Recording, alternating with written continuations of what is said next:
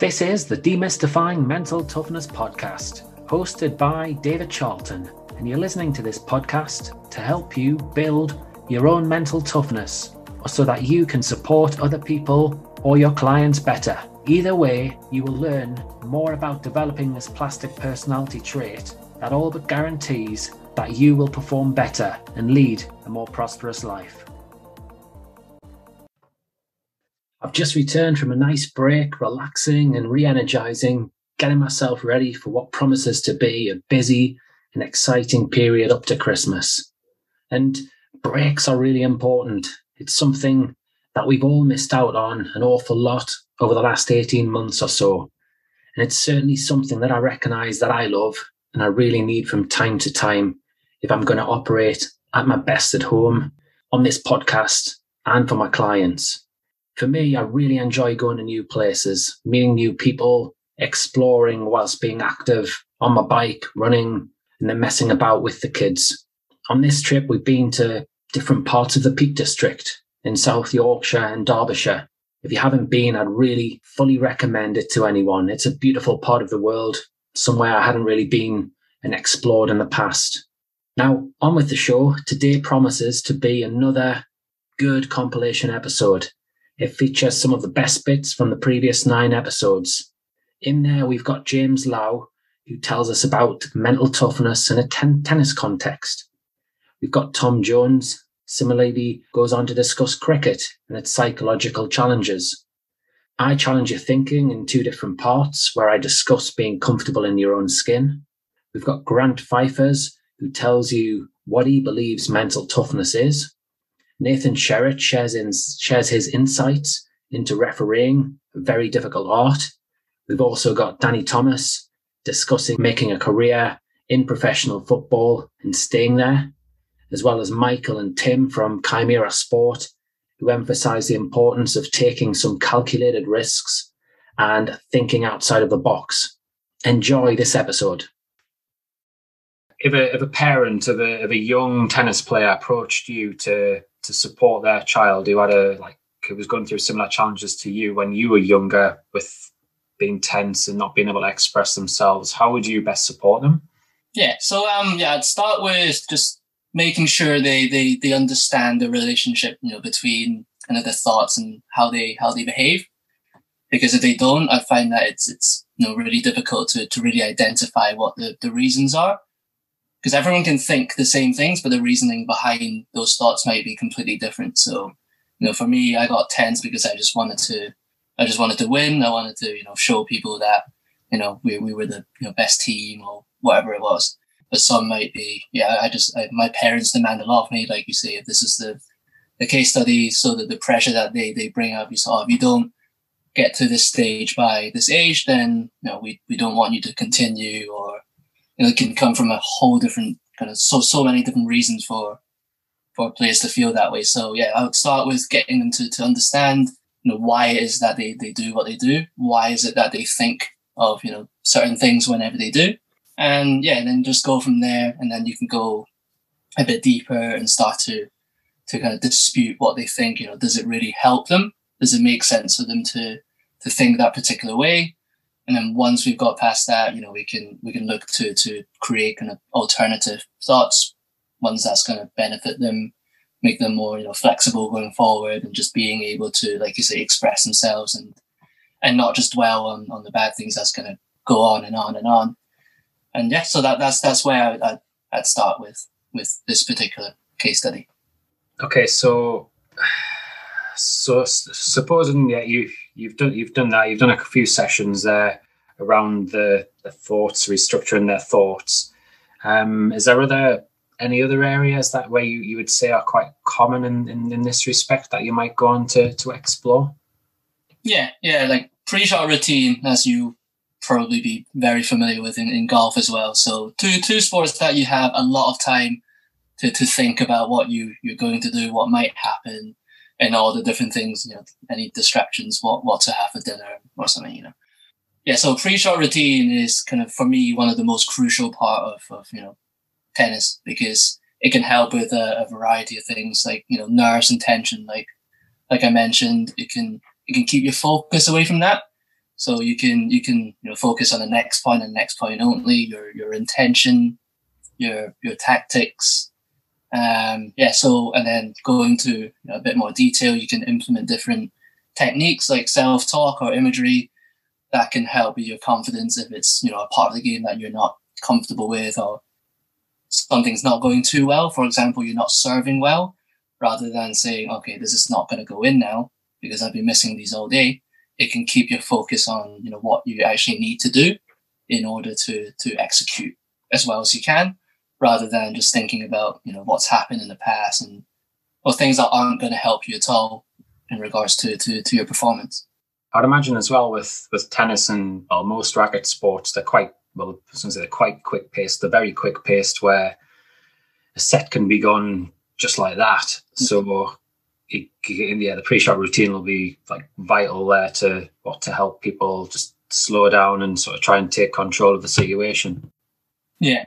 Even with the pros, even with just watching the French Open this past couple of weeks, you've got people who are under pressure and they speed everything up, and they're not used to that because they don't play at that pace in training. They don't go that quickly, too often. So they kind of get thrown out of rhythm. And yeah, like you say, it can be 6-love, 6-1 in a matter of 20 minutes, and that's a big portion of the match that you've just kind of wasted and just lost, and you have to extra work to make up for that. So it's definitely something that it's a very, very important and useful time just to use before each point. And there's a shot clock there for a reason, because some players might have taken that to an extreme. They take too long because, well, I have this time, so why wouldn't I use it? And it's fair enough, but then it does slow the whole thing down completely. So yeah, and the shot clock's still pretty long if you think about it. If you just count out the seconds, it's a lot of time that they let you have. And yeah, I wouldn't kind of waste that time that's given to you, where you can use it to your advantage. So as a cricket coach, how do you go about trying to help youngsters sort of maintain a balanced perspective? For me, it's about them remembering the good times and understanding that in the big context of a season, that there are going to be probably more times where things don't quite go their way.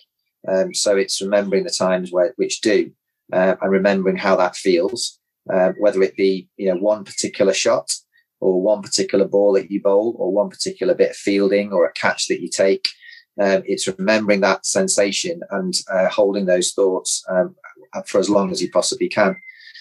So yes, it's kind of almost a little bit of positive self-talk and a little bit of positive visualization, and having an approach which is about keeping things simple and just keep staying in the moment. So for youngsters, that is particularly challenging, because their head is full of all sorts of different stuff. But it's trying to give them a structure and a process to allow them to be at their best even under pressure. Yeah, it's so important. I mean, you touched on something a little bit earlier where you said one of the hardest parts for a batsman, is especially a youngster, is when they're given out and they've got that slow walk off the pitch there, where I can imagine you've seen all sorts of body language and despair. How you then manage your own emotions and your thoughts is so difficult in those moments, I bet.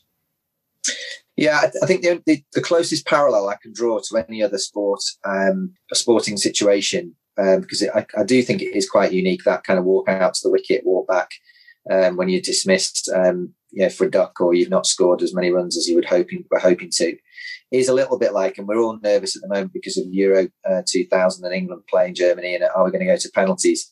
So a penalty shootout is that individual thing where it's you against the goalkeeper. And if you miss, then that walk back to your teammates is horrendous. If you score, then you feel like $1 million, and that's the closest thing, albeit it's not like for like. It's the closest thing I can draw a parallel to going out to bat and coming back into the pavilion afterwards. I think kids are quite they can be very hard on each other, but they can also be incredibly supportive when things don't go well for a teammate. So in my experience of kind of 15 years of coaching juniors, if somebody doesn't do well, but they've tried their best, teammates are very, very supportive. So although that walk back feels awful, they will generally be welcomed by 3 or 4 teammates who will literally put an arm around them and kind of look after them and kind of make them feel a bit better. So that's the comforting thing. It's the walk itself that, a friend of mine calls it the walk of shame, because that's how some of the kids do look upon it. And if they've had a 3 or 4 games where that's happened to them regularly, it does take an awful lot of emotional resilience, mental toughness, and other stuff to continue for them to keep doing it. Yeah, that was going to be my next question there, because if we go back to the penalty kick analogy, if you were a penalty taker for a team and you missed 3-4 penalties in a row, you would, even if you miss 1 or 2, you're off. You're not going to get that opportunity again. But as a batsman, it's just part and parcel of the job, isn't it? Where you could have 3, 4, 5, 6 low scores. I remember it was Warner, wasn't it, in the Ashes last year or the year before? Yeah. He had a dreadful run. So, yeah. How do you help a cricketer in that respect? I think that is a very difficult question to answer. Take it on a case-by-case basis. But my personal approach, I think, for kids between sort of 9 and 13, possibly 14, is letting them know that you've created an environment where everybody's going to get given an opportunity. So by that I mean, if you bat at number 1 or 2, then it doesn't necessarily mean you're going to stay there 1 or 2 for the whole season. But at 9 and 11, everyone bats the same number of overs anyway. Everybody gets 4 overs. So it doesn't matter whether you're last batting pair or first batting pair or somewhere in between. Everybody gets the same amount. And I think that's right. When you get to under 13s, it's different, because when you're out, you're out. So you tend to want to have your more confident players and your more competent batters at the top end. But that does not mean to the exclusion of those kids who perhaps need to have that experience to be able to sample what it's like and give it the best shot. Because I've seen kids physically kind of grow in stature and confidence by being given the opportunity to bat maybe in the top half of the order when ordinarily they're in the lower half of the order, and they get 1 innings in a season where the ball seems to hit the middle of the bat and they seem to not have to run too much because it's flying away to the boundary. And that's all they need. That's all they need to remember. Going back to my point earlier, that's all they need to remember, that they can do it. There is a batter in them, and that they can look forward to the next time, albeit it might not be the very next time they play, because there's so many other variables that influence how they can get dismissed. So firstly, let's consider goal setting and how that leads to optimum performance and people achieving their potential. Goal setting, it's used an awful lot in sports psychology, and research is going to tell us that it can be really, really effective if it's done right, when making positive changes to anxiety, to motivation or confidence. But so often, this is not the case too. So if we consider the toughness mask that you find a lot of individuals have, they're often frightened to set goals in case they sabotage their success. In talking about setting goals, about what they want to achieve, absolutely no chance. There's no way they would do that, because they'd find it hugely embarrassing. They would feel judged by people. And then, especially if they didn't achieve that type of goal, they would really, really worry. And it would just really edge up that embarrassment factor. Also, if you throw into the mix people who set goals, they're open to other people talking about their goals and stabbing them in the back, taking the mickey, being sarcastic, belittling them about their goals in front of other people. And also, let's add to that as well, if you're the type of person who is actually comfortable in talking about your goals, this can actually be often seen as arrogant.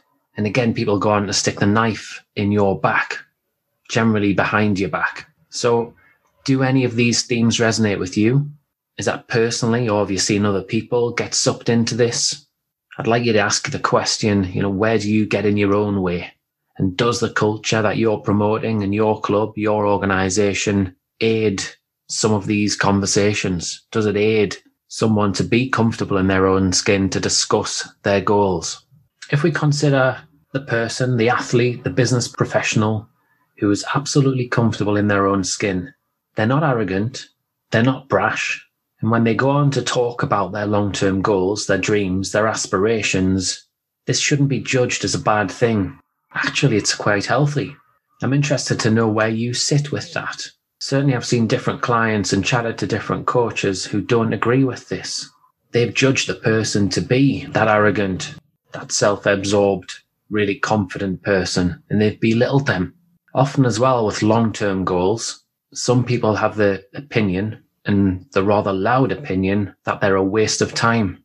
But actually, by being so opinionated in this way, is that helpful to the people that you're supporting?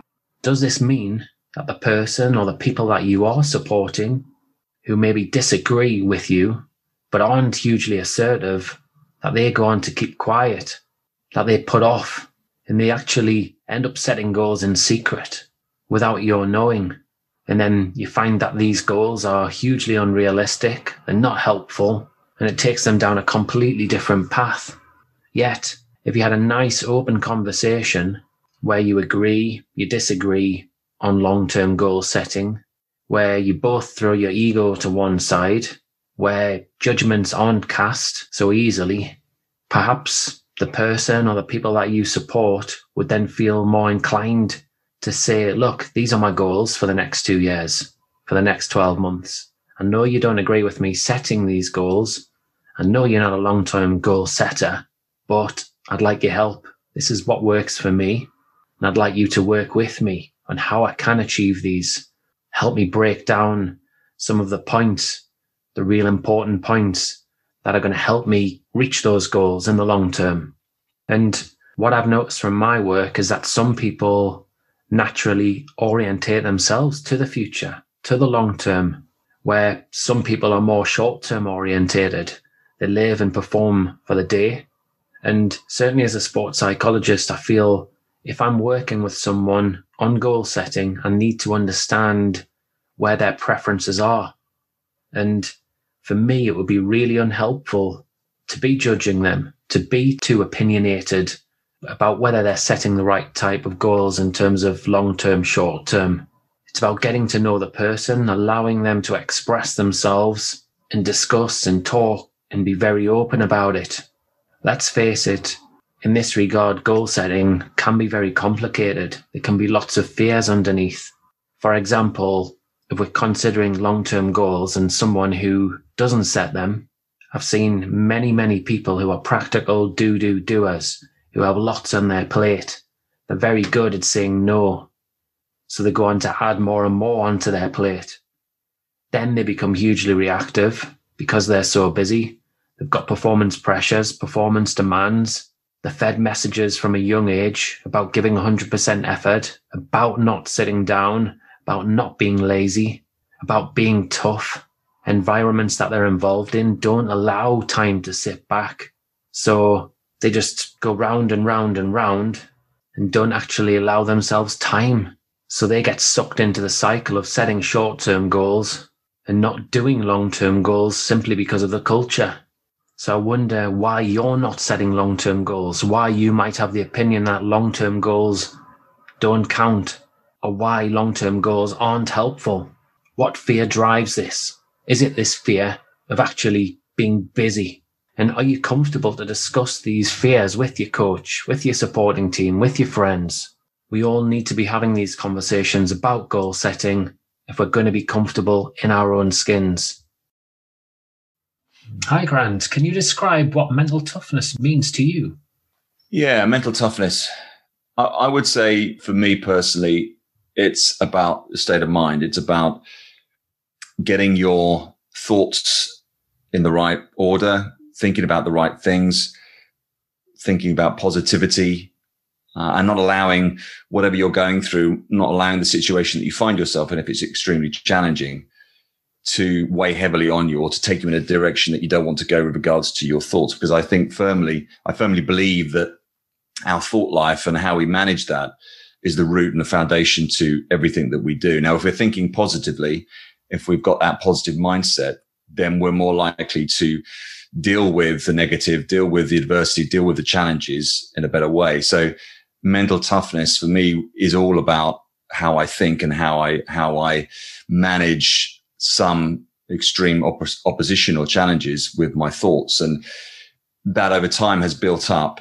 And so there are maybe phrases or words that I use that I bring in to encourage myself or to get myself back on an even keel, or to reestablish that equilibrium or balance that I had prior to that sort of element of trial or testing time that came. So mental toughness, yeah, it's all for me about the mind and about thoughts and about how I position myself through that time of adversity. I completely agree. I'm interested, though. You mentioned there about little phrases you might say to yourself. What do you want to share with the listeners? Yeah, happy to. They're all uplifting, so they are empowering. So it's about how I see myself. I'm authentic. I'm encouraged. I'm empowered. I'm equipped. I'm enabled. I can go on and do anything. It's those positive quotes that affirm who I am or affirm my identity. I'm a good husband, a good father, a good leader or a great leader. So it could be that a specific area may occur, or maybe I may be going through a specific challenge that is very personal, but then I will take myself back to actually, well, who am I? What's my identity, and how am I created and made, et cetera, et cetera. So they're all life affirming, powerful words that build me up, that get me through this. So things like, this isn't going to last forever. This is only just a moment in time. I will come out of this stronger and better off than I was before. So it's those passages, I suppose, things that I've sort of accumulated by way of sayings over the many years, and things that I've heard and quotes that I've heard that I may come back and just recount, that I've written down maybe. And I will look back and think, actually, this moment in my life that I'm going through is incredibly hard, but this is related to a episode in my life. So I know that there's some things that I've written down, maybe the things that I've learned from the past, maybe similar circumstances that I can go back to and speak out. I'm a big one for talking out loud and speaking out loud. So verbalizing what you're going through, getting it out there. I read, much to the annoyance of sometimes my family, I read out loud, because I think there's a correlation to how we absorb information when it comes out of here, our mouth, and goes into our ears and to our subconscious. By verbalizing something, I believe if it's positive, then it's going to bring life. So that's what I do. I look at the situation and I speak life to that situation. If it's negative, obviously I speak life. So that's something that I've built in and I use a lot. Scott, you've got me thinking now about the job of a referee, from something you said a little bit earlier there, because from a fan's perspective, it's not really something you think about. But from a referee's perspective, what would you say is your job? Well, I think you're right. I think nobody really grows up wanting to be a referee, but I think that your job is really to maintain control of the game and allow it to be the best version of that game that it possibly can be. But equally, you've got that responsibility that's really incumbent upon you in terms of the safety of the players and allowing, everybody to, feel like they're going to be involved in a fair game. And I think there's always, unfortunately, a real pet hate at referees, but there's always a question about integrity. And I think that, that's a real bugbear for referees. They don't take it particularly kindly. But at the same time, you've got to believe that, everything that you're doing is the right thing for the game. And what you really, I think, genuinely do, You have to genuinely love football because it's tough at times, you know, in terms of the stick that you get and things like that. But you've also got to genuinely love that sense of, I don't care who wins this. I just want to enjoy this football match as a spectacle because you get the best seat in the house as a referee, and you've got to appreciate that. So you mentioned about love there. So what is it that you love about refereeing? It's a funny one, and I think it's almost intangible to actually explain it. But I think it's just that sense of that balancing act of control and things like that. That, you know, and I think when you don't really have the ability to play, like I don't, but you want to stay involved. You know, you love being involved because even referees get that buzz at 2:55 on a Saturday afternoon. I'm going to take you back again to the job bit that you mentioned. So you said three things, right? And for any players that are listening to this and coaches, I think this is an important one. Yeah. So you said that you're looking to, in effect, make the game the best version of the game that it can be. Yeah. Then you've got the safety of the players, and you've also got fairness. Now,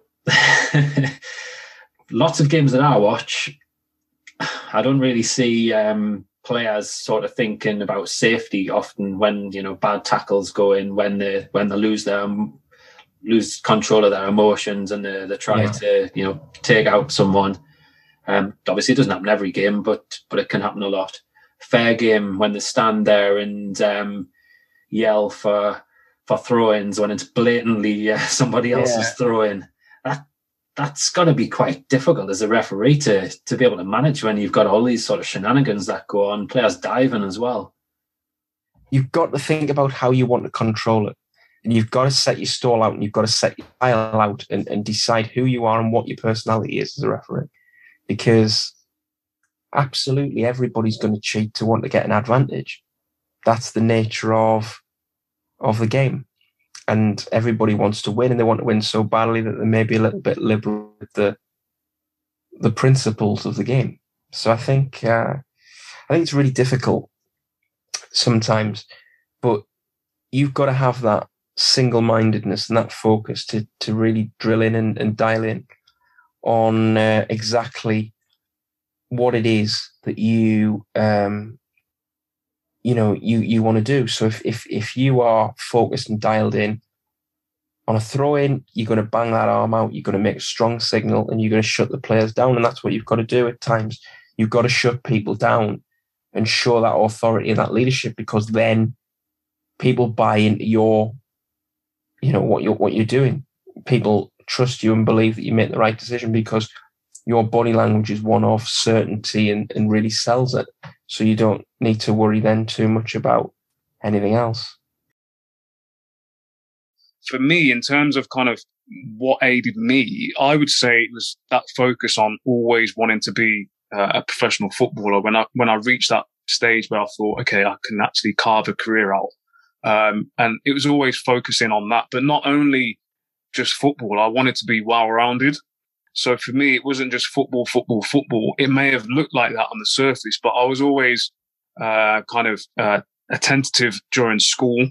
I always wanted to focus and apply myself correctly, because I always knew that when I'm at school, I'm obviously representing not only myself, but my family. And I also wanted to be respectful of the teachers who are obviously spending their time to teach me whatever they needed to teach me. So it was never a case of, I don't care, I'm going to be a footballer, because I never knew that. And that was never my character anyway.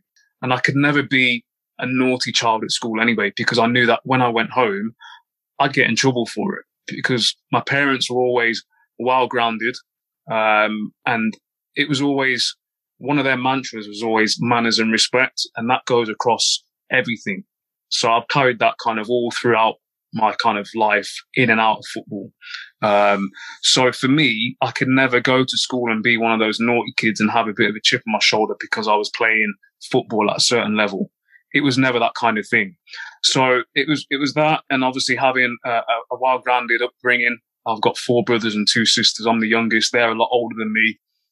So they were already, I wouldn't say established in their lives, but they were already more mature than I was. So I always looked up to them, watched how they conducted themselves in and out of the household. And they always gave me good advice when it comes to kind of anything that I needed to know. And as a child, as you know, you do things that a child would, and they would obviously explain to me why I couldn't do certain things. So it was always that side of it. And then when I kind of got into the footballing system, it was just kind of focusing on not only trying to make it as a footballer, but just trying to make it in life and become the person that I wanted to be, which is hopefully where I am now. Who knows? But essentially it was about listening to the coaches. I say listening in inverted commas because personally I've been told that I think laterally in my approach to things, and that's kind of in and out of the working environment. So obviously that was kind of there when I was playing football.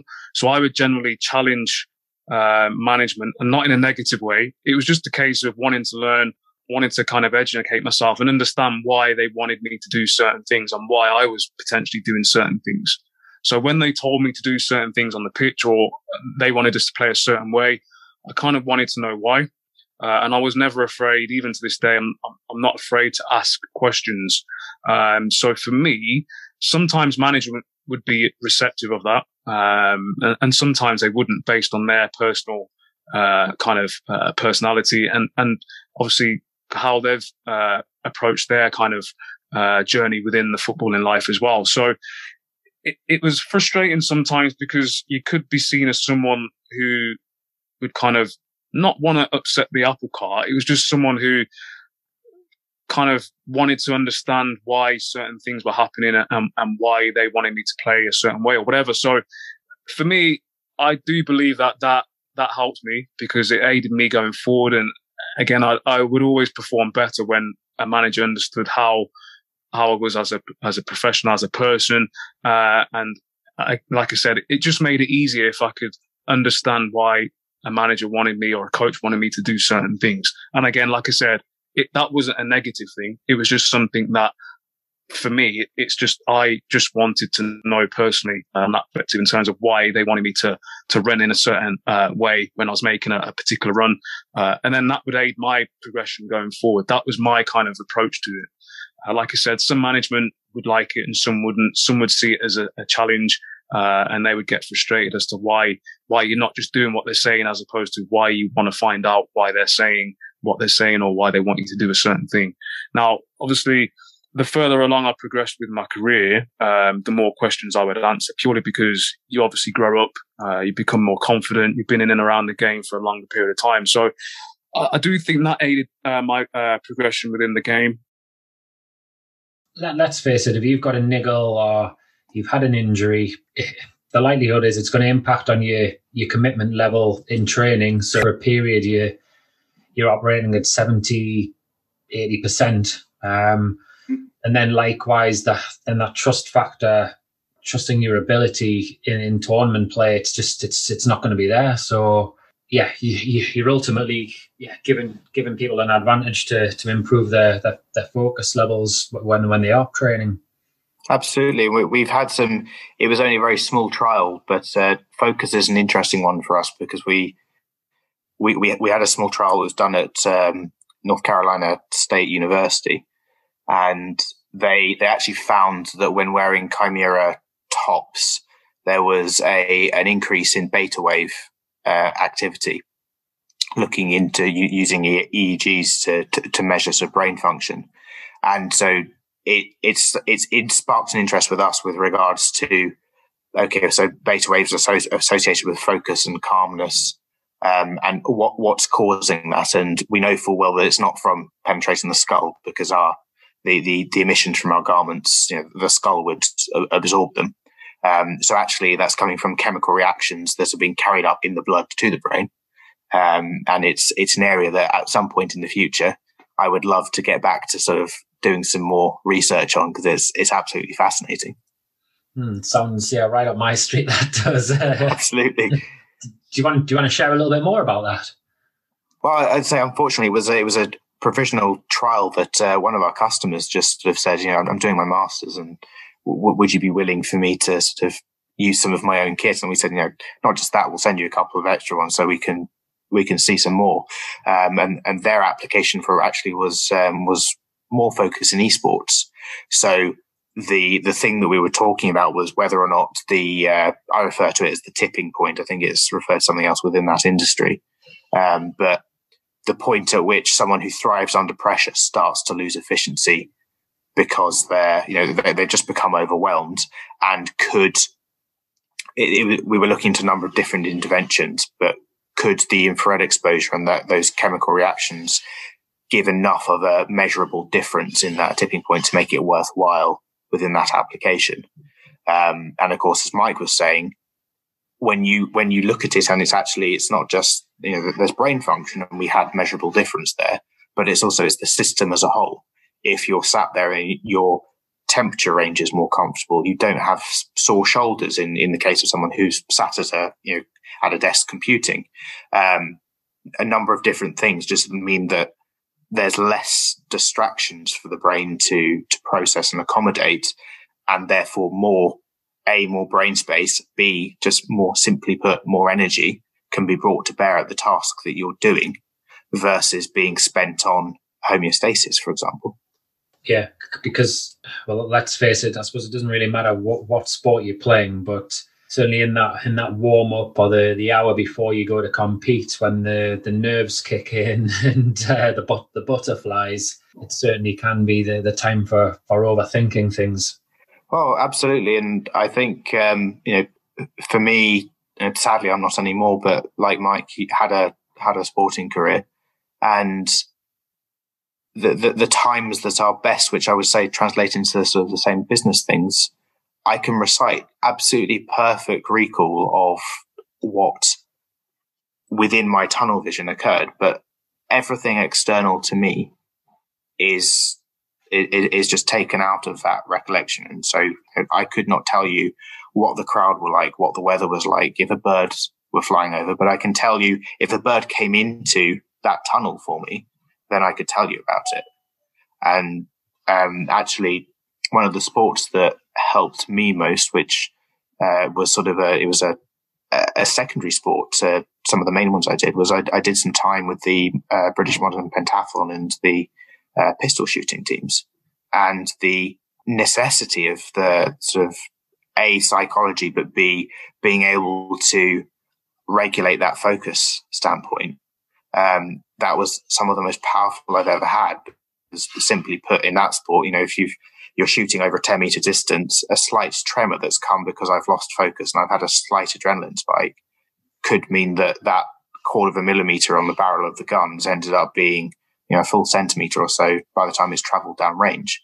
And that was, I've tried to take that into not just the sports I did subsequently, but, into my day-to-day activities now with Chimera and the business, and always being aware of our technology has its limits. It can do certain things, but thinking creatively around, well, actually, if we can alleviate X, then that might have an unrelated response that you would, in terms of what you might expect, but it can still deliver a measurable difference because you're taking away from a distraction, you're taking away from a limiting factor by enabling it with, the application of the technology elsewhere.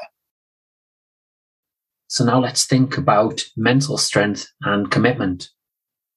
A number of my high-profile guests who've competed at a high level in elite sport have told me about the sacrifices that they've made. They've missed weddings, birthdays, nights out with friends. They've gone through months where they haven't drank alcohol, or they've made the choice not to drink at all in their lives. Now, this takes endurance. It takes restraint. Takes a bigger picture mindset where you may lose out on some of the small things, but then you gain and you win with the bigger ones, the prizes, the results, the medals, the sense of accomplishment, the satisfaction. I'm wondering, how easy do you find it to miss out on those little things? Or do you have FOMO, the fear of missing out? This commitment, this endurance, it can be built. It's like a muscle. It draws on, in my opinion, physical health and fitness. if your diet is well balanced, if you take relevant vitamins and minerals, supplements, if you prioritize fitness, strength, flexibility, certainly depending on your chosen sport or field, if you prioritize sleep, making sure you get 7 to 9 hours sleep each night, and if you have some health problems, you seek to address them immediately and not ignore them, these are really going to help you. And these areas can massively help build your mental strength, your focus, and your commitment. These snippets from each of the episodes I hope you found insightful, and feel free to go back through some of the episodes that I've highlighted today. They're all fascinating listening in their own ways. And as a whole, we're up to 80 episodes now in the Demystifying Mental Toughness podcast. Please do leave a positive review and rating on iTunes if you enjoy the listening. I really look forward to engaging with you again next week and bringing to you another fantastic guest. If you enjoyed this episode of the Demystifying Mental Toughness podcast with David Charlton, do check out my website, sport-excellence.co.uk, and my online sports psychology resources. The Sport-Excellence website has essential resources for anyone looking to build their own mental toughness or the mental toughness of their athletes or teams, or if you want to achieve peak performance more often or optimal functioning. The Sport Excellence website has everything you need to keep moving forward and thrive. So go on, head over to sport-excellence.co.uk to find out more.